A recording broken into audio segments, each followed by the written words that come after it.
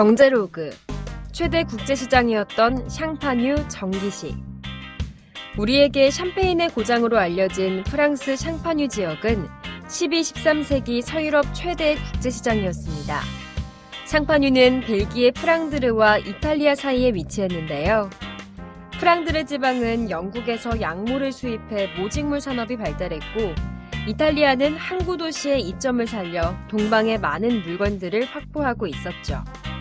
샹파뉴는 두 지역의 상인들에게 일종의 만남의 장소가 되었던 거죠.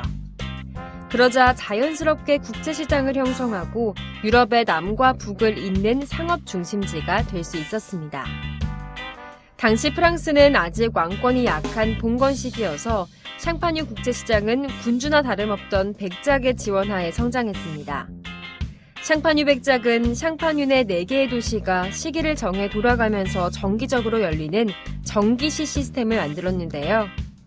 그 덕에 샹파뉴는 1년 내내 장이 설 수 있었죠. 또한 백작은 통행세 면제와 도로망 연결 등 편의를 제공하고 외국 상인들에게 무엇보다 중요한 신체와 재산의 안전을 위해 치안 담당관과 분쟁 조정 사법관을 두었습니다. 다른 지역 상인에게 물건을 강탈당하는 사건이 발생하면 샹파뉴 백작은 피의자의 지역 백작에게 손해배상을 요구하는 등 신속한 보상을 위해 노력했죠.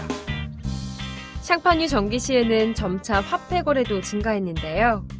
하지만 이탈리아 상인들이 샹파뉴까지 오려면 험준한 알프스를 넘어 대략 5주간 긴 여정을 거쳐야 했습니다. 그들의 진보다리에는 비단과 향신료 등이 가득했죠. 금은을 운반해서 가는 것보다 현지에서 자금을 유통하는 방법을 찾게 되었고, 그래서 환어음이 탄생했죠.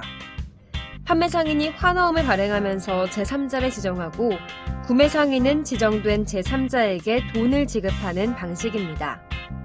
이는 다양한 화폐가 오가던 국제시장의 편리한 거래 수단이었죠.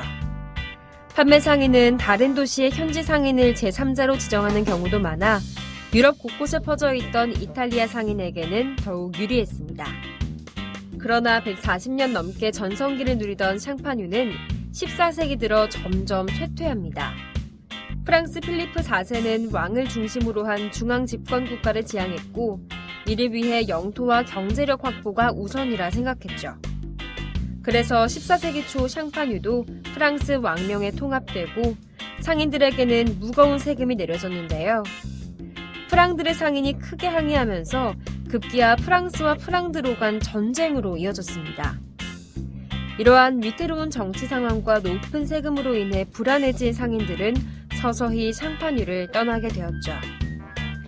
마침 항해술이 발전해 유럽 이베리아 반도 지브롤터를 지나 대서양으로 가는 해로가 개통되면서 이탈리아 상인들은 직접 프랑드르로 가서 교역할 수 있었습니다. 또한 이탈리아 도시들도 모직물을 자체 생산하는 산업구조로 바뀌고 있었는데요. 이런 환경 변화로 샹파뉴 정기시가 가졌던 교역 지리상의 매력은 점차 약화될 수밖에 없었습니다.